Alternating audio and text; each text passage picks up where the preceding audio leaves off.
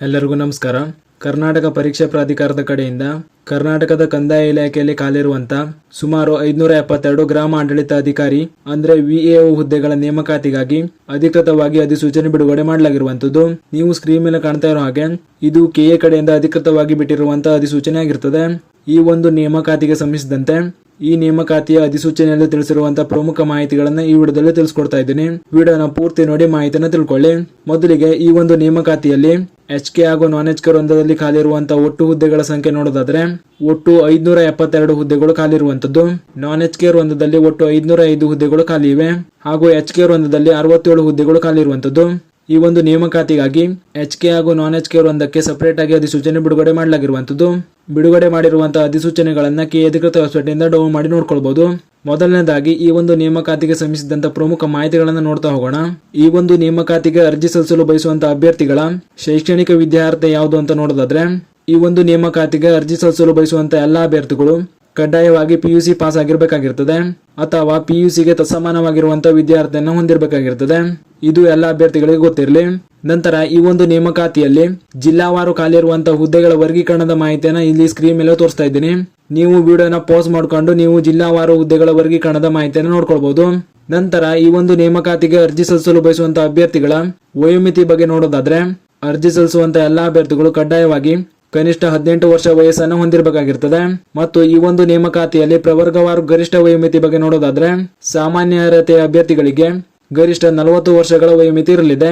ಪ್ರವರ್ಗ 2A 2B 3A 3B ಅಭ್ಯರ್ಥಿಗಳಿಗೆ ಗರಿಷ್ಠ 43 ವರ್ಷಗಳ ವಯೋಮಿತಿ ಇರಲಿದೆ. ಪರಿಶಿಷ್ಟ ಜಾತಿ ಪರಿಶಿಷ್ಟ ಪಂಗಡ ಪ್ರವರ್ಗ 1ರ ಅಭ್ಯರ್ಥಿಗಳಿಗೆ 45 ವರ್ಷಗಳವರೆಗಿನ ಗರಿಷ್ಠ ವಯೋಮಿತಿ ಇರಲಿದೆ. ಹೀಗೆ ಈ ರೀತಿ ಈ ನೇಮಕಾತಿಯಲ್ಲಿ ವಯೋಮಿತಿ ಇರುವಂತದ್ದು.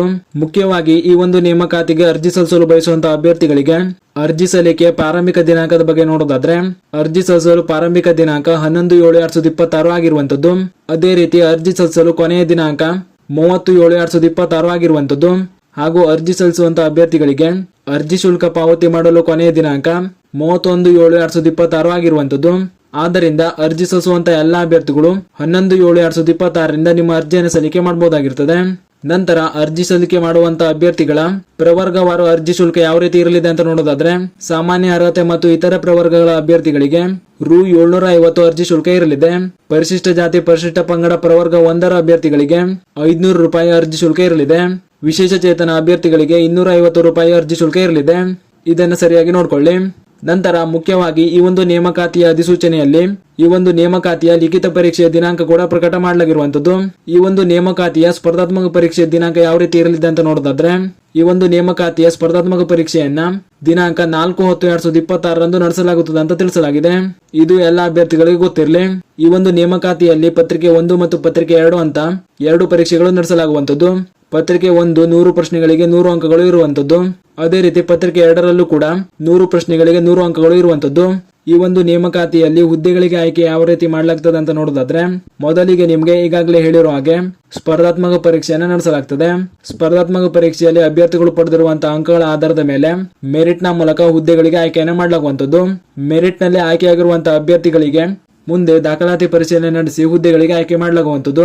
ಆದ್ದರಿಂದ ಆಸಕ್ತಿ ಇರುವಂತಹ ಎಲ್ಲಾ ಅಭ್ಯರ್ಥಿಗಳು ಈ ಒಂದು ನೇಮಕಾತಿಗೆ ದಿನಾಂಕ 11/7/2026 ನಿಮ್ಮ ಅರ್ಜಿಯನ್ನು ಸಲ್ಲಿಕೆ ಮಾಡಿಕೊಳ್ಳಿ.